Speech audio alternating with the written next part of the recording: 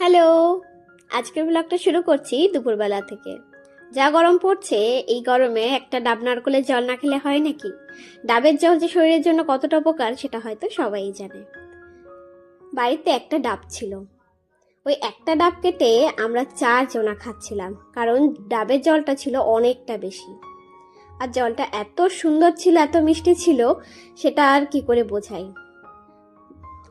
যেহেতু একটা ডাব আর লোকজন আমরা 4 জন, তো ঘর থেকে একটা ছোট ডাব ছিল, সেটাও বাবা নিয়ে আসলো। আর ওটা কাটাতে দেখলো ডাবটা একদম খারাপ, ভেতরে একদম পুরো ফাঁকা। আমি বাবার জন্য একটুখানি জল রেখেছিলাম। বলো তো, একটুখানি জল যদি আমি নাই রাখতাম, আমার বাবা হয়তো ডাবের জলটা আর খেতেই পারতো না। তারপর এই যে সেই ডাবের নারকলটা এত সুন্দর নরম থাকে, আর এটা খেতে তো খুব বেশি ভালো লাগে।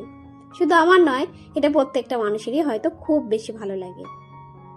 আর মা এদিকে দুপুরে রান্না বান্না বসিয়েছিল, আর ঠাকুমা আমি বসে নারকেল খাচ্ছিলাম। এরপর একটা কাকু আসলো কাঁসার থালা বাটি বিক্রি করতে। আমিও সুযোগে সদ্ব্যবহার করে নিলাম।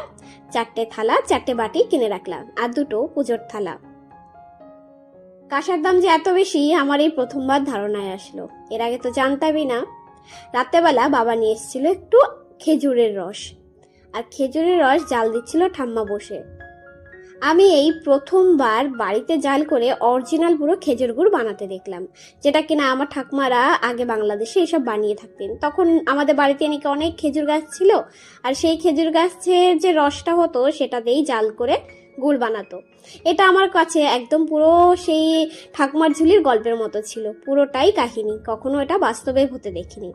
জীবনে প্রথমবার গুড় জ্বালিয়ে রস করতে দেখলাম। এই যে আমার বাবাও একটু হাত দিচ্ছে, মানে বাবা নাকি খুব গুড় জাল করতো আগে, বাবা নাকি খুব ভালো পারতো, এটাই বাবা আমাকে এক্ষুনি বলছিল।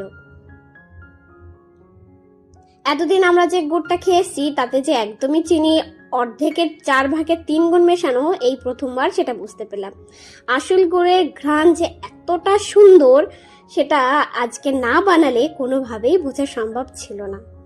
তবে এই অরিজিনাল গুড়টা সত্যি অসাধারণ থেকে অসাধারণ হয়।